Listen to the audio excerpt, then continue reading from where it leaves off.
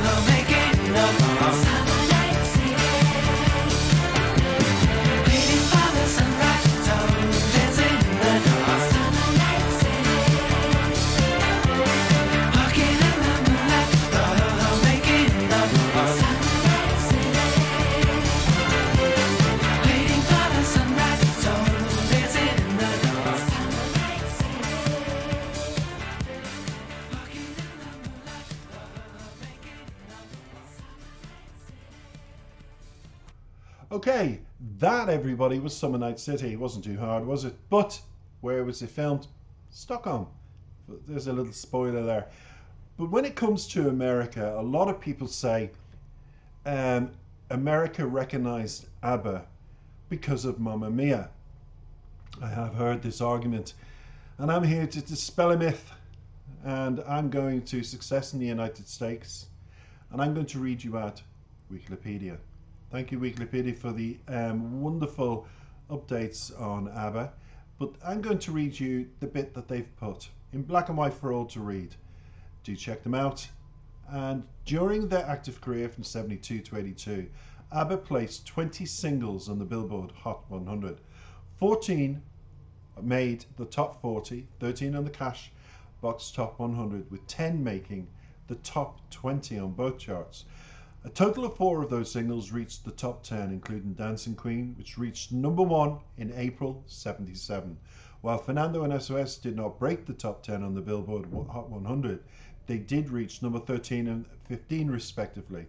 They did reach the top 10 on the Cashbox. Fernando did, and Record World SOS charts. Both Dancing Queen and Take a Chance on Me was certified gold by the Record Industry Association of America. So take note, people who dispel them, who do not like people dispelling the myth that they were only a success because of Mamma Mia. No, everybody, millions of Americans have loved Abba for many, many years, and those singles were over 1 million copies each. The group also had 12 top 20 singles on the Billboard Adult Contemporary chart, with 2 of them, Fernando and The Winner Takes It All, reaching number 1. Lay All Your Love on Me was Abba's 4th number 1 single on the Billboard chart, topping the Hot Dance Club Play chart. Now, 9 Abba albums were on the way to halfway to the Billboard 200 album chart, with 7 reaching the top 50 and 4 reaching the top 20. Abba the album was the highest charting album of the group's career, peaking at number 14, and 5 albums received RIAA Gold certification because they sold more than 500,000 copies each, while 3 acquired platinum status because that's when you sell 1 million each.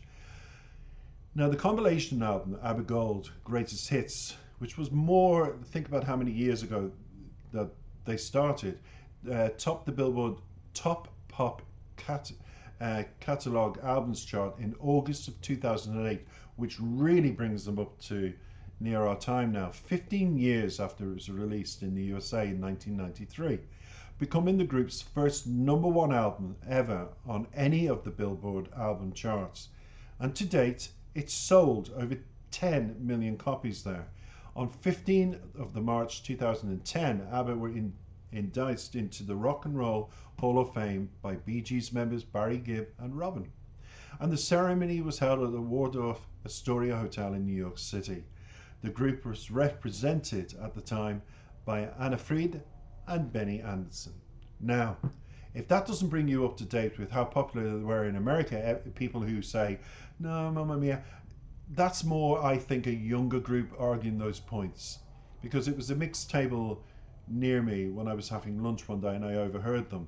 And I thought, I'm going to play an Abba track now and rectify that little error in what they were saying. So I hope I've done it. And that is that on that. And a few little questions just before we go, because it wouldn't be me if I didn't do a question and answer. And people say, where did Abba record Summer Night City? As I said, the recording sessions for Summer Night City began early in 1978. It had the working titles of Kale Sandra and Dancing in the Moonlight. But Abba's new album recording studio, Polar Music Studio, opened in 78 but had not been ready to use initially, so the primary backing track had been recorded at the Mentron studio, just to clarify that. Who is the original singers of Summer Night City? Welcome on, everybody, to ask questions like that. Summer Night City is a song recorded by the Swedish group, of course, Abba, and written by Benny and Björn, and tribute to their hometown of Stockholm, hence where the video was. Now, when did Bananarama perform Summer Night City live? Now, the British trio Bananarama performed Summer Night City live during an Evening with Bananarama questions and answer tour to launch their 11th studio album in stereo, Summer Night City. However, it doesn't appear on the album. Abba, the demo Dancing in the Moonlight, does. So where did Summer Night City go in the UK? And as I said, to my surprise, getting the answer for this, it reached not 17, number 7 in the charts, and then dropped, which was Abba's lowest peak position for 3.5 years. Because I can remember leaving England, coming to live in Ireland, and they were just everywhere, hitting the charts at the top, and they were the best in the world, and everybody was raving about the group itself individually, the women being so beautiful, and the songs being so theatrical. They live forever. And we are in 2021, and they have done. It's been wonderful to bring you a bit of information on the group. It's been wonderful to introduce my favourite song, and I hope you've enjoyed it. It's Summer Night City. It mightn't feel like that for a lot of people around the world because unfortunately the weather is crazy. No sooner does the pandemic start to ease and lockdowns around the world begin to ease as well, do we have crazy weather patterns of flash floods and people, Belgium and Paris and even in London. All, and us in Ireland, no. But it's been crazy, but I hope it brought a bit of summer into your evening anyway, in your weekend. Thank you for listening. I hope that you've enjoyed this video, and as always, it's a new Irish channel, growing and growing and growing, and without you jumping on board, I wouldn't be here. I hope you do. Take care for now.